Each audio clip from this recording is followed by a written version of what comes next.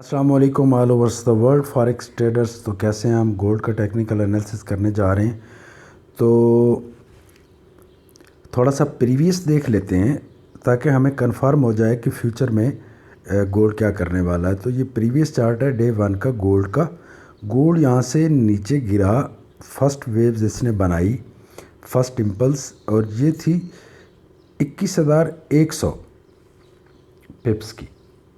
21,100 पिप्स नीचे आया, फिर इसने रिट्रेसमेंट की और फिर ये थर्ड वेव्स जो है इसने बनानी शुरू की। जब भी थर्ड वेव्स बनती है और आपको पता चल जाता है कि आपका ये थर्ड वेव्स बननी शुरू हो गई है, तो आपको एक चीज़ कंफर्म कर लेनी चाहिए कि अगर फर्स्ट वेव्स जो थी वो 21,000 पिप्स की थी, 211 पॉइंट नीचे आई है, तो ये 100% श्योर 211 तो आएगी ही आएगी। उसके बाद ये बाज़ दफ़ा 100% से ज़्यादा जाती है, बाज़ दफ़ा 150% जाती है, बाज़ दफ़ा 200% चली जाती है मार्केट नीचे। तो इस दफ़ा जो नीचे आई है, जो थर्ड वेव्स बनी है, ये पहली 21,000 गई थी, तो ये 25,000 आई है, 25,100। यहाँ से इसने 4 बनाया, ये इसका 4 बना और ये 5। तो अब हमें एक चीज़ तो 100% श्योर हो गई कि इलीट वेव्स के हिसाब से 5 वेव्स इसने यहाँ तक कंप्लीट कर ली हैं, इस जगह तक।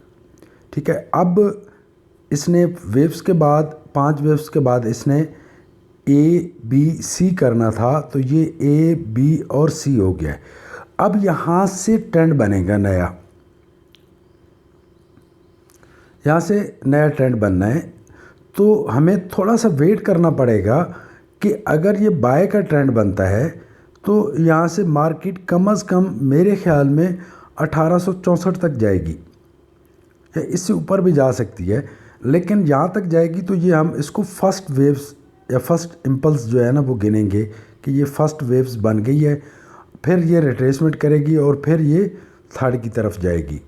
तो ये सिनेरियो है।